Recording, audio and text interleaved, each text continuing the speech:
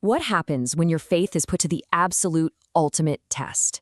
We're about to dive deep into 4th century North Africa, into a crisis that nearly ripped the early church completely in two. It's called Donatism, and it's an incredible story of persecution, betrayal, and a fiery debate about purity and the very nature of God's promise. And what's crazy is, as we're about to see, its echoes are still felt all around us today. So, it all boiled down to this one really explosive question. Imagine for a second your faith is illegal, punishable by death.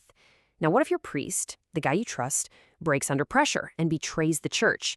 Can he still give your child a valid baptism? Is God's grace even available through a man like that? The search for an answer to that question sparked a schism that lasted for over 100 years. All right, so how in the world does the theological question spiral into such a bitter, violent conflict? Well, it all kicks off with one of the most brutal tests of faith the Christian world has ever seen. Picture this. It's the turn of the 4th century. The Roman Emperor Diocletian unleashes what we now call the Great Persecution. The orders were simple and terrifying. Christians had to sacrifice to the Roman gods and hand over their sacred scriptures to be burned. The choice was brutal. Refuse, you face torture, even death. Comply, you get to live. But man, at what cost? So you can imagine this intense pressure cooker of persecution didn't just test individuals, it literally fractured the entire community. And out of that deep crack, a really powerful and divisive new idea began to spread like wildfire. And things escalated fast. The persecution creates this whole new class of clergy, the ones who caved and handed over the scriptures. They became known as traditores. Then, when the pressure finally eases up a bit, one of these guys helps consecrate a new bishop in the major city of Carthage. For a lot of faithful Christians, that was it, the absolute last straw. And by 311 AD, the church in North Africa officially splits right down the middle. Now, this word traditores is absolutely key to understanding all of this. It literally means those who handed over. And yep, you guessed it, it's the root of our modern word traitor. For the Christians who had risked everything, these clergy were seen as having completely forfeited their spiritual authority. They were impure, permanently stained by their actions. And this brings us right to the core belief of Donatism, which was named after its leader Donatus. They argued that a sacrament, like a baptism or communion, was only valid if the priest performing it was personally holy. If the minister was a traditor, a serious sinner, then forget it. The sacrament was considered totally worthless, null and void. Now, I know this might sound like some dusty academic theological debate, right? But it had devastating real-world consequences. This wasn't just an argument in a classroom, it was a threat to the very foundation of Christian belief. The danger here was huge, for a few big reasons. First, it made God's grace completely uncertain. I mean, how could you ever really know if your priest was worthy? Your own salvation would be in constant doubt. Second, it shifted the focus from Christ, who the church taught was the true minister of every sacrament, and put it all on the shoulders of a flawed human priest. And that, inevitably, led to a bitter split and, shockingly, to some pretty horrific violence. And yeah, I'm not kidding about the violence. This was not just a war of words. A radical Donatist group known as the Circumcellions basically acted as violent enforcers. They roamed the countryside, attacking Catholic priests and believers, sometimes blinding them with a mixture of lime and vinegar. It became a brutal civil war between Christians. So how in the world did the church fight back against an idea that was so widespread and so violently defended?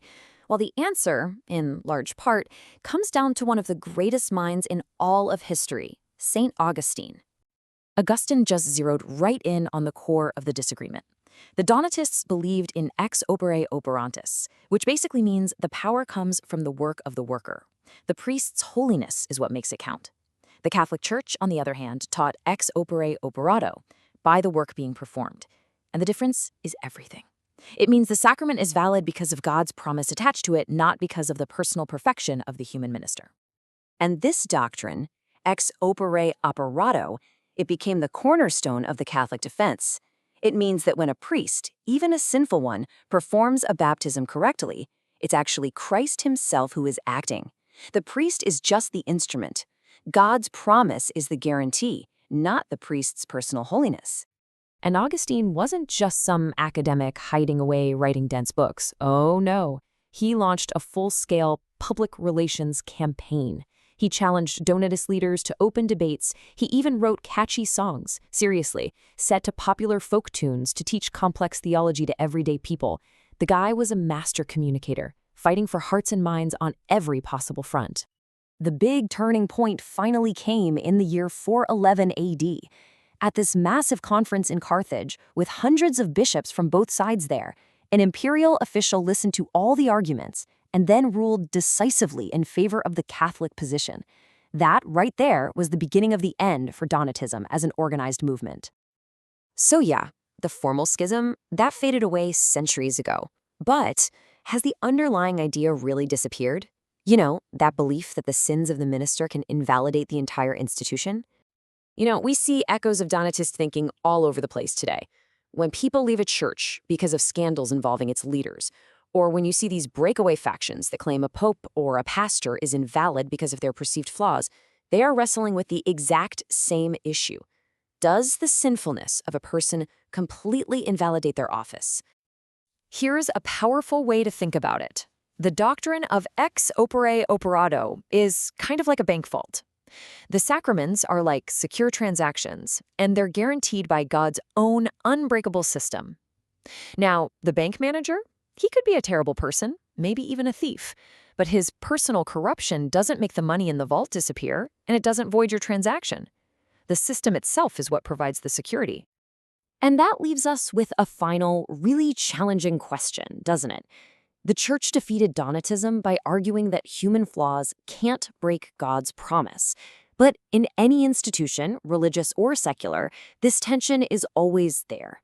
It forces us to ask, at what point do the failures of leaders undermine the legitimacy of the very institution they represent? It's a question the Donatists asked 1,700 years ago, and it's one we are absolutely still grappling with today.